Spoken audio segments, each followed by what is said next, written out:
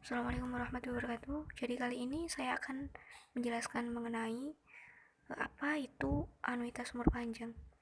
Jadi ini adalah penjelasan dari uh, review sebuah jurnal yang saya dapatkan dari internet. Perlu diketahui bahwa uh, anuitas umur panjang ini bisa dibilang sebuah anuitas yang baru yang perusahaan tetapkan, karena memang di saya sendiri di mata kuliah pengantar aktuaria belum menemukan anuitas umur panjang ini, tetapi mungkin uh, mata kuliah aktuaria selanjutnya mungkin akan dibahas. Tapi sepengetahuan saya, anuitas umur panjang ini adalah anuitas yang baru. Perlu diketahui bahwa sebelum kita membahas mengenai anuitas umur panjang, kita harus mengetahui dulu apa itu asuransi jiwa dan anuitas.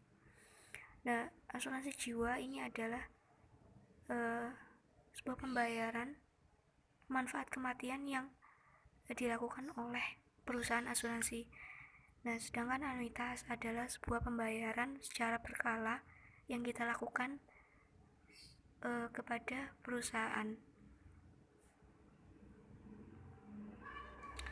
Nah, apa hubungannya pensiun dengan anuitas umur panjang? Gitu kan pertanyaannya. Yang melatar belakangi adanya anuitas umur panjang ini adalah karena harapan hidup orang Amerika ini sangat tinggi dan menciptakan lebih banyak resiko finansial bagi para pensiunan, sehingga mereka berpikir, lalu bagaimana caranya mengubah akumulasi aset yang saya miliki menjadi pendapatan pensiun agar saya dapat bertahan lebih lama, begitu kan. Nah, anuitas umur panjang ini direkomendasikan oleh para ahli pensiun untuk menjadi salah satu kesepakatan keuangan yang terbaik, menjadi solusi yang terbaik. Nah, penelitian ini menunjukkan bahwa anuitas umur panjang ini berbeda dengan anuitas langsung, di mana pembayaran dimulai di akhir masa pensiun, optimal untuk pensiunan yang tidak mau membayar anuitas sepenuhnya. Lalu bagaimana anuitas ini bekerja?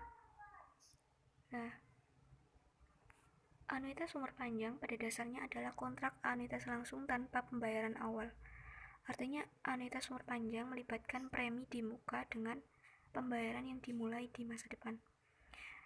Lalu para peneliti memulai mempertimbangkan anuitas umur panjang ini. Secara khusus, anuitas umur panjang memaksimalkan manfaat asuransi per dolar premi. Untuk alasan itu, anuitas umur panjang, terutama yang mulai pembayaran di akhir usia, mungkin memang memenuhi syarat sebagai anuitas umur panjang. Nah, anuitas ini bisa disebut sebagai anuitas untuk semua orang. Contohnya, pensiunan tanpa kekayaan jelas merupakan kandidat yang buruk untuk pembelian anuitas umur panjang. Selain itu, tingkat kekayaan mungkin ada yang begitu tinggi sehingga pengeluaran dan pertimbangan anuitas umur panjang tidak relevan.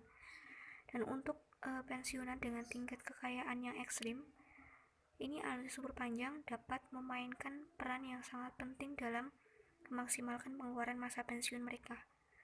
Namun peringatan untuk pensiunan yang memiliki kesehatan yang buruk, seperti seorang pensiunan tanpa prospek bertahan hidup di atas usia 85 tahun, ini seharusnya tidak tertarik dalam anuitas umur panjang.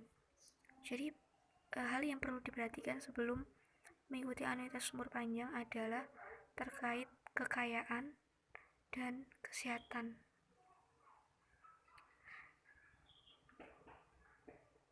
Contoh, seorang pensiunan pria berusia 65 tahun dapat meningkatkan pengeluarannya yang dijamin lebih dari 21% dengan mengalokasikan kurang dari 8% dari miliknya di anuitas umur panjang 85 tahun. Jadi jawaban untuk pertanyaan apakah anuitas umur panjang ini adalah anuitas untuk semua orang, Bisa saya simpulkan, iya, kualifikasi berasal dari banyak pertimbangan, seperti yang telah saya sebutkan tadi, yakni kekayaan, kesehatan, dan keinginan pensiun untuk membuat sebuah warisan. Terima kasih.